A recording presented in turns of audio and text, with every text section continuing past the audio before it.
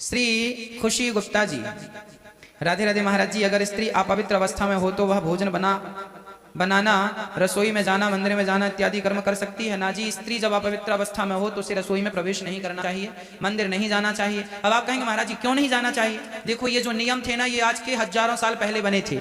उस जमाने में आज की तरह सुविधाएं नहीं हुआ करती थी। मैं बहुत साइंटिफिक बात आपसे कहने जा रहा हूँ, सुनिए। स्त्री अपवित्र अवस्था में यदि भोजन बनाए तो नहीं बनाना चाहिए। क्यों? क्योंकि जब स्त्री को मासिक धर्म होता है ना, तो उसके पेट में दर्द होता है, उसके माथे पे दर्द होता है, किसी के कंधे में दर्द होता है, किसी की कमर में दर्द होता है। एक स्त्री दर्द से जूझती है उस समय जब मासिक धर्म होता है, दर्द बहुत ज्यादा होता है। अब आप बताओ कि उस समय आपको ज्यादा आराम करना चाहिए कि भोजन बनाना चाहिए? तो आपके बड़े बुजुर्गों ने ठीक ही तो कहा कि भोजन ना बना बेटी, आराम कर, लेट, ताकि तुझे दर्द से राहत मिले। क्योंकि ये हर स्त्री के साथ होता है, उसे दर्द होता है, पीड़ा होती है, तो जरा लेट ले, आराम कर, भोजन क्यों बनाना? भोजन तेरी जेठानी बना लेगी, आज तेरी सास बना लेगी, आज तेरे घर में जो लोग हैं वो बना लेंगे। पर अब आप कहें आज के जमाने में महाराज जी संयुक्त परिवार तो है नहीं, ओनली एक स्त्री है, एक बेटा है, पति है और बस पत्नी है। अब वो लेट जाए तो भोजन बच्चों को कौन बनाए, पति को कौन? हाँ, इस सिचुएशन में आप भोजन बना सकती हैं जब दूसरी महिला घर में ना हो। पर दूसरी महिला का ऑप्शन है, दूसरी महिला मीन्स आपकी जेठानी, आपकी देवरानी, आपकी सास। पहले ना घरों में ऑप्शन होते ही होते थे, क्योंकि बड़ा परिवार था। आपके बाप दादों से यदि आज वो जिंदा हो जाएं और आज कहें कि भैया अब तो एक ही बेटा होता, वो बड़े दांतों तले उंगली दबाएंगे। हम लोग तो 8-8 बच्चे पैदा करते थे, 8 ऑप्शन होते थे और 9 भी सास। आज एक ही ऑप्शन है, महिला एक ही घर में, एक बच्चा है, एक पति है। अब भोजन तुम ही बनाओगी तो बनाओ भोजन। भोजन बनाने में दोष तब नहीं है जब सिंगल आप हो। हाँ, लेकिन उस स्थिति में आपके हाथ का भोजन भगवान को ना खवाएं। उस समय दूध का भोग लगाते रहें भगवान को।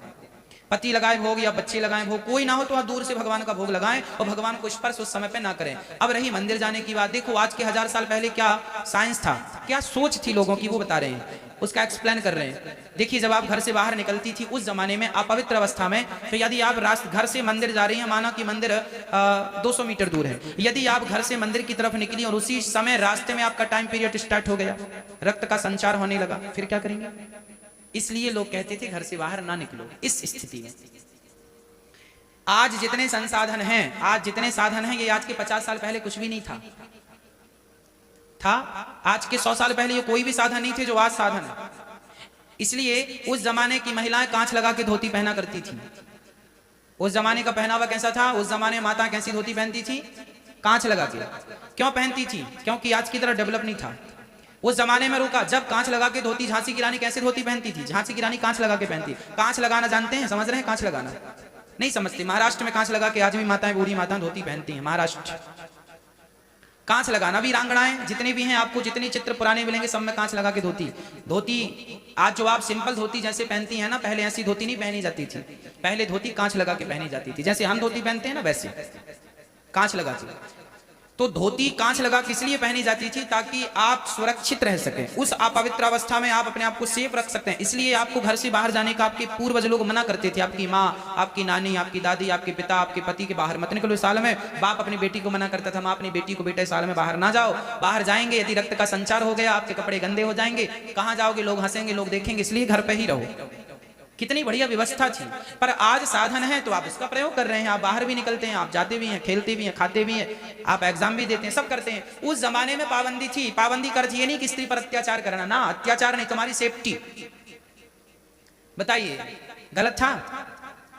उस समय सिचुएशन ऐसी थी, इतना तरक्की नहीं था। समझ रहे हैं आप बातों को? फिर आज सब प्रकार का हमारे देश में विकास है। फिर आज कोई मना थोड़ी करता है कि आप मत जाओ। आज तो आप मंदिर भी चली जाती हैं उस अपवित्र अवस्था में, है ना, जाती हैं, पर भगवान को टच ना करें, स्पर्श ना करें, दूर रहें। दूर से प्रणाम करने में बुराई नहीं है।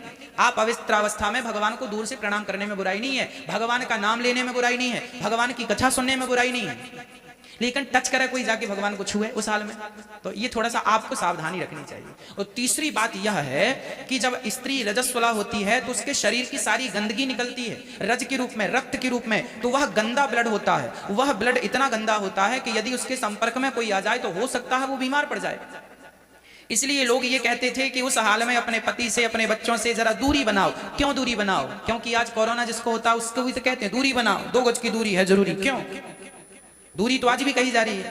ये कोरोना है, ये वायरस है, वो भी तो एक वायरस है, वो भी तो एक बैक्टीरिया है। अच्छा कोई जिस स्त्री को ब्लड कैंसर हो, समझिएगा मैं सामान्य भाषा में कह रहा हूं, जिस महिला को ब्लड कैंसर हो, ब्लड कैंसर जानते हैं, ब्लड कैंसर जिसको होता है वह महीने भर के अंदर मर जाता है। बहुत अच्छा उपचार मिल जाए तो शायद 2 महीने जिंदा रह जाए। ब्लड कैंसर से आदमी जल्दी मर जाता है, या फिर उसका रक्त चेंज करना पड़ता है। चलो मैं आपको समझा रहा हूं, समझो। जिस महिला को ब्लड कैंसर है और उस महिला को यदि मासिक धर्म हो गया, उसका ब्लड निकल गया, तो उसके रक्त में कैंसर होता है। यदि वह किसी के भी संपर्क में आएगा तो उसे भी ब्लड कैंसर होने की 99% संभावना है।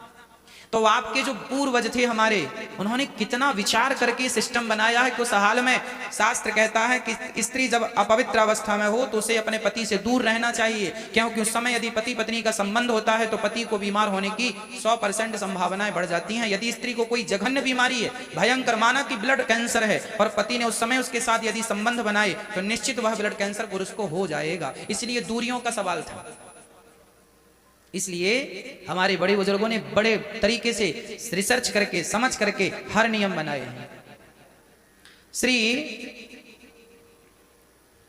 संतोष सिंघल जी, राधे राधे गुरु जी, कहते हैं कि जैसी संगत होती है वैसी ही रंगत होती है, परंतु कमल तो कीचड़